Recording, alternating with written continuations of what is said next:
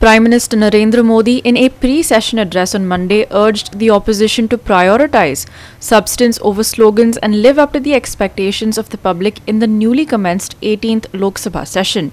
The first few days will focus on the swearing-in of newly elected MPs, followed by President Draupadi Murmu's address to both houses of Parliament on June 27th.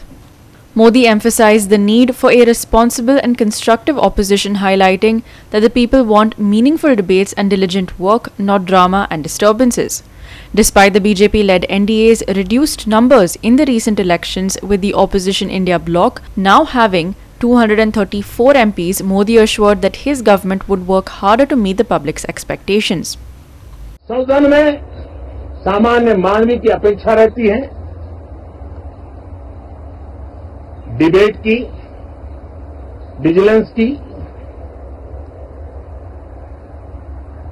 लोगों को अपेक्षा नहीं है कि नखरे होते रहे, ड्रामा होते रहे, डिस्टर्बेंस होता रहे। लोग सब्सटेंस चाहते हैं, स्लोगन नहीं चाहते हैं। देश को एक अच्छे विपक्ष की आवश्यकता है, जिम्मेवार विपक्ष की आवश्यकता है, और मुझे पक्का विश्वास है कि इस 18वीं लोकसभा में हमारे जो सांसद जीत करके आए हैं, वो सामान्य मानवीय की इन अपेक्षाओं को पूर्ण करने का प्रयास करेंगे।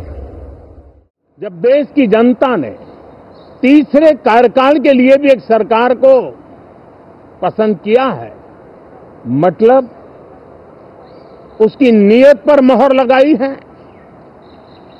उसकी नीतियों पर मोहर लगाई है,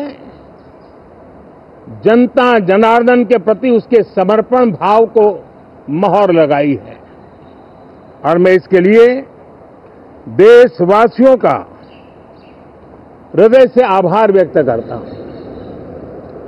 गत 10 वर्ष में जिस परंपरा को हमने प्रस्थापित करने का निरंतर प्रयास किया है, क्योंकि हम मानते हैं कि सरकार चलाने के लिए बहुमत होता है, लेकिन देश चलाने के लिए सहमति बहुत जरूरी होती है। और इसलिए हमारा निरंतर प्रयास रहेगा कि हर किसी की सहमति के साथ, हर किसी को साथ लेकर के मां भारती की सेवा करें, 140 करोड़ देशवासियों की आशा आकांक्षाओं को परिपूर्ण करें। हम सबको साथ लेकर के चलना चाहते हैं, सबको साथ लेकर के संविधान की मर्यादाओं का पालन करते हुए निर्णयों को गति देना चाहते हैं।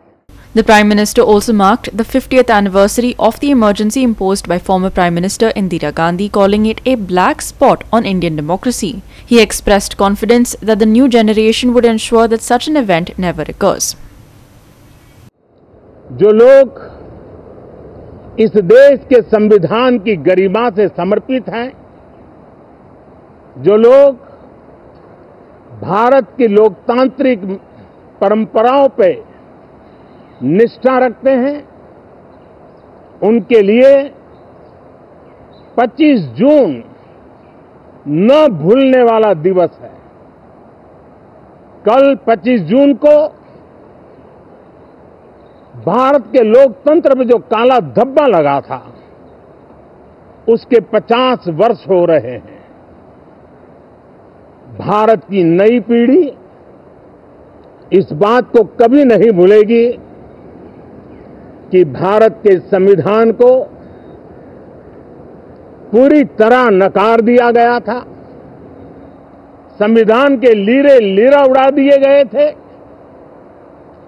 देश को जेल खाना बना दिया गया था, लोकतंत्र को पूरी तरह दबोच दिया गया था। इमरजेंसी के ये 50 साल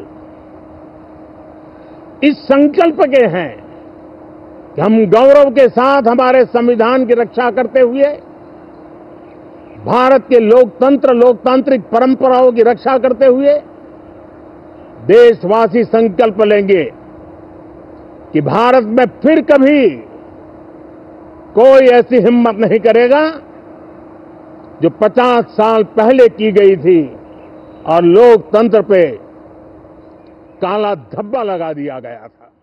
Meanwhile, Congress President Mallikarjun Kharge criticized Modi's comments, accusing the government of operating under an undeclared emergency and neglecting pressing issues like the NEET UG exam irregularities and the ongoing violence in Manipur.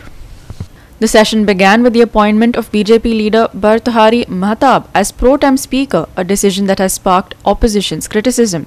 The first few days will focus on the swearing in of newly elected MPs, followed by President Draupadi Murmu's address to both houses of parliament on June 27th. The debate on the motion of thanks for the president's address is set to start on June 28th, with Modi expected to respond around July 2nd or 3rd. The session will adjourn briefly and reconvene on July 22nd for the presentation of the union budget.